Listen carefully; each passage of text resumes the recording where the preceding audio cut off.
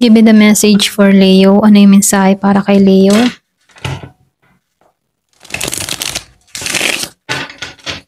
Give me the message for Leo. Ano yung mensahe para kay Leo?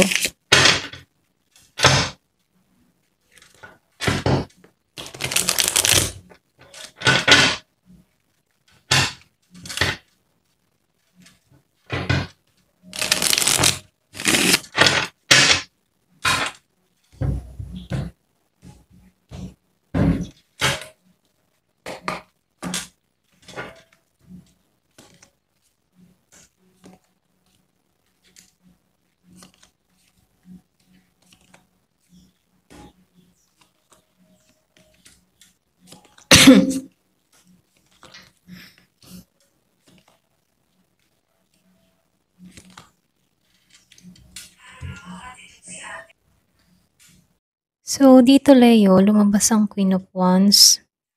Nakikitaan ko dito na ito yung simbolo ng confidence and attraction, okay? Nagpapahiwatig to ng leadership. So, dito maraming humahanga sa'yo. Yung iba sa inyo na maraming humahanga sa'yo, kahit hindi mo ba pansin. So, maraming nakakapuna. Ito rin ay senyales na unti-unti kang bumabalik sa iyong lakas o loob. So, dito, no, nakikitaan ko rin dito na yung The Wheel of Fortune, dahil sinabayan pa ng The Wheel of Fortune, meron pa ditong Justice. Malaking pagbabago yung mangyayari sa'yo, okay? Ito na yung simula ng pagbabago ng iyong kapalaran. Ang mga bagay na dati, okay, na hindi mo kontrolado ay unti-unti nang umaayon sa'yo. Kung dati ikaw ay nasasaktan, ngayon ay ikaw naman ang bibigyan ng universe ng gantimpala. Kumbaga, gagantimpalaan ka dito ni universe, okay? So dito, lumalabas din dito no, sa justice, yung iba sa inyo, parating yung karma and balance. Lahat ng hindi naging patas or noon ay magkakaroon na ng hustisya. Ito ay pabor sa'yo. Kumbaga, ito ay papabor sa'yo.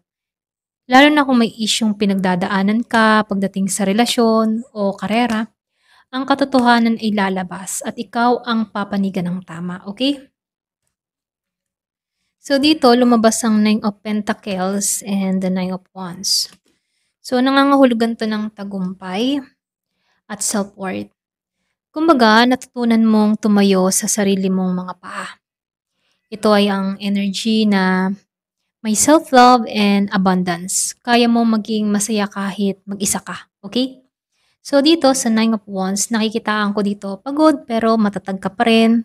May mga sugat ka pa rin pero di ka sumusuko. Yung iba sa inyo, no? So dito, nagpapahiwatig din ito na ito yung huling laban bago tuluyang makamit ang kapayapaan. Hold on a little longer. Okay, Leo? Kumbaga, nakikitaan ko dito na matatapos na yung mga pagsubok o paghihirap mo dito. Okay? So dito, no, sinabayan din ng Ten of Wands and Death. Iba sa inyo, no? So dito, nangangahulugan dito na mabigat ang dinadala mo. Responsibilidad, okay? Yung iba sa inyo, pagdating sa emotion mo, nape-pressure ka din, okay? Marami kang mga dinadalang responsibilidad. Pwedeng family mo, kasintahan mo, trabaho mo. So, nasa iyo yung pressure. Okay? So, lahat parang ikaw ang may pasan.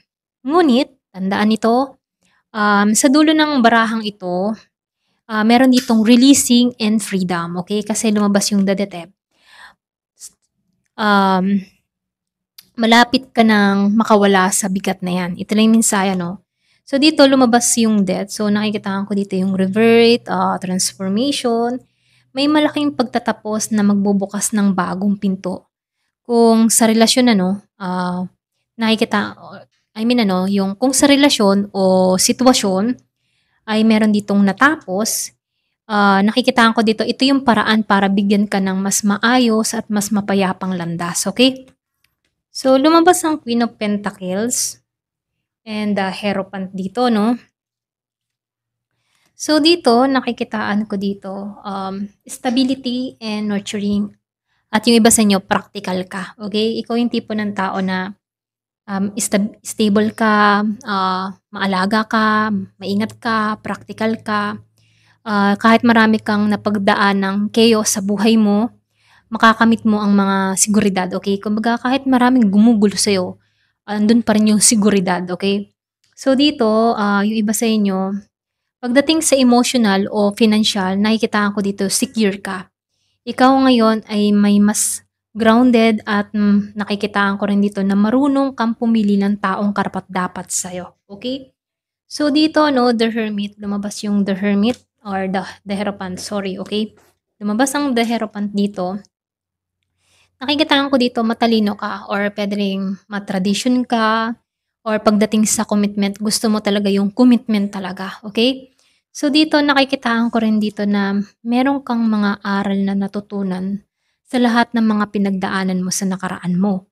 Sa loob, nakikitaan ko rin dito na maaring long-term relationship or spiritual awakening yung parating sa'yo, okay? So dito 'no, lumabas yung The Temperance, okay? So nakikitaan ko rin dito yung healing and divine timing. So lumalabas dito lahat ng nangyari ay may mga dahilan, okay? Ito ay tanda ng kapayapaan, pagkakaayos, at pagsasanib ng mga puso at isipan, okay? So matapos ang lahat, nakikitaan ko rin dito na magkakaroon ng emotional balance at clarity, okay? So dito 'no, yung kabuuang mensahe para sa'yo, Leo, dumaan ka sa panahon ng pagsubok, pasensya, at bigat. Pero nakikitaan ko dito, ito na yung panahon para bumangon at magniningning muli, ayan.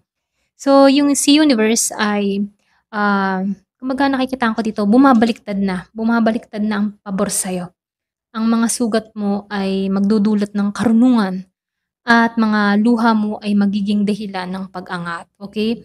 So, lahat ng mga pinagdaanan mo dito ay magbubunga ng kaginhawahan at katatagan, okay?